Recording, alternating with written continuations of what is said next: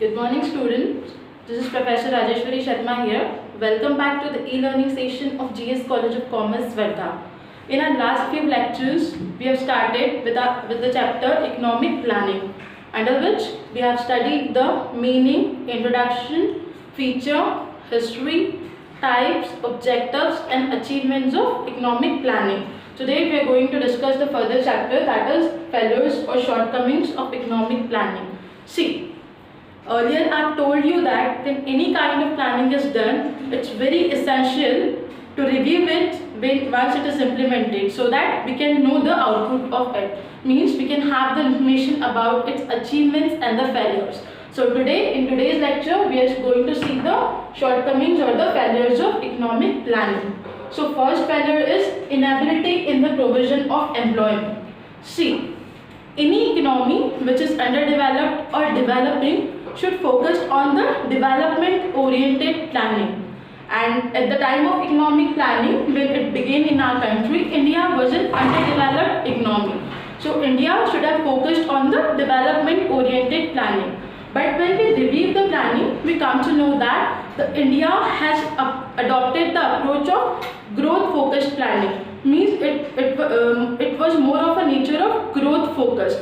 That is where for increasing the output in any sector, whether it is agricultural, whether it is industrial, we have used the capital intensive technique rather than using the labor intensive technique of production. So this capital intensive technique could not provide the efficient number of jobs, could not absorb the higher proportion of population, which has left the backlog of unemployment in every plan. So that led to the inability in provision of employment in every planning. So it was one of the shortcomings of economic planning.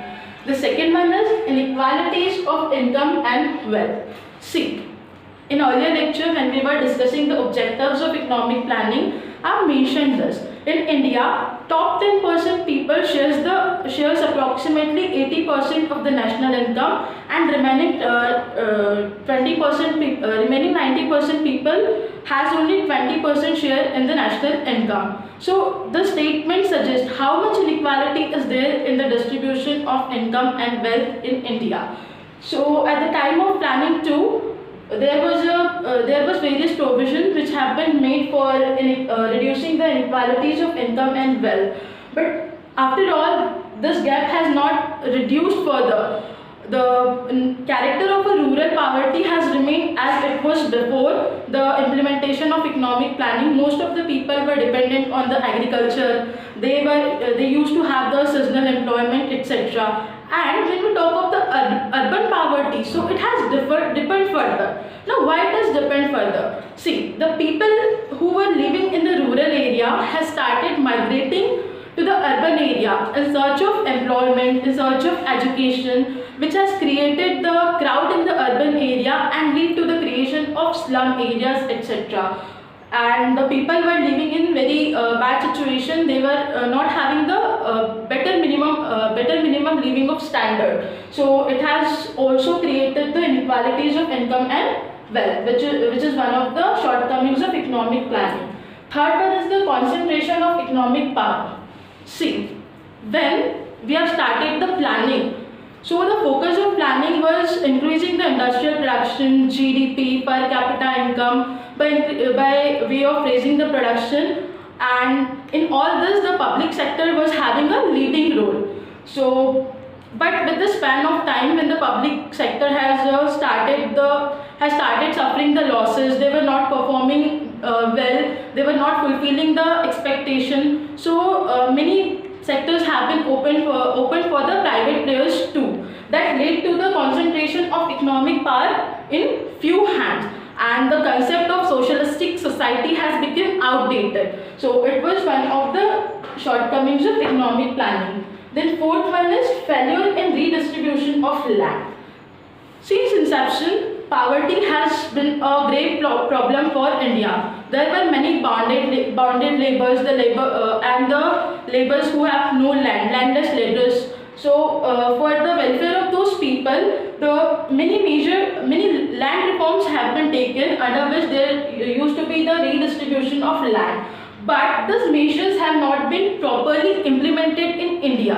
See, I have a huge part of land, and the reform has been adopted that under which I have to give my land to somebody else. So being a owner of land, what I used to do, I used to transfer it to my relatives so that I can take it back from there.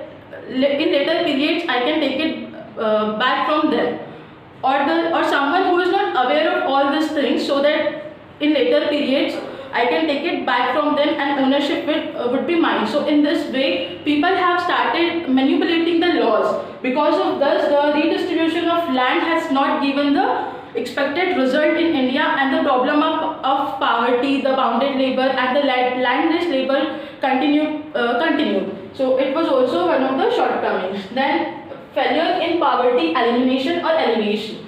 See, the problem of unemployment and the problem of poverty goes hand in hand. When you are not providing the proper job opportunities, you are not capable of giving the minimum level of standard to them. So there will definitely be the problem of poverty.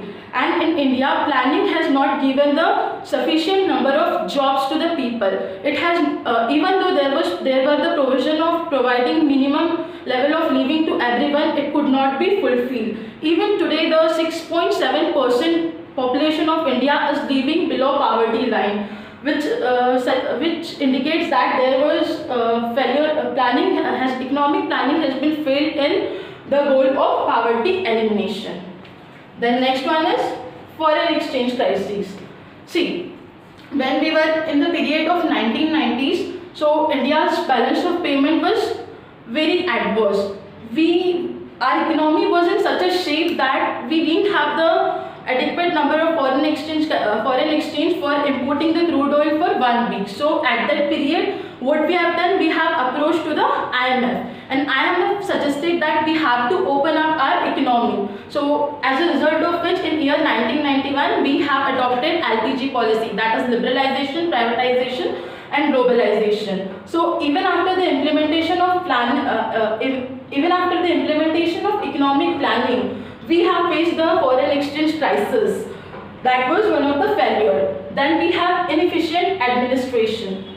See, when I was giving the introduction of economic planning, I have told you that India has borrowed the model of economic planning from Russia, and in Russia there used to be the Communist Party. So planning is of regimental nature. There used to be the element of compulsion. But when India has adopted it, being a democratic nation, what was there, the nature of planning has been changed to the indicator. So it used to provide mere guidelines. There was no element of compulsion. So even though the target used to be let down, there used to be non-achievement or the partial achievement of targets, as there were no element of compulsion. So inefficient administration, the red tapeism, the corruption, due to this, the many targets could not be achieved in India, which was one of the failure. And the last point is paradox of saving and investment. See, what is mean by paradox? In economics, paradox means when some variable has failed to behave according to the let down theories or the principles and behaves in the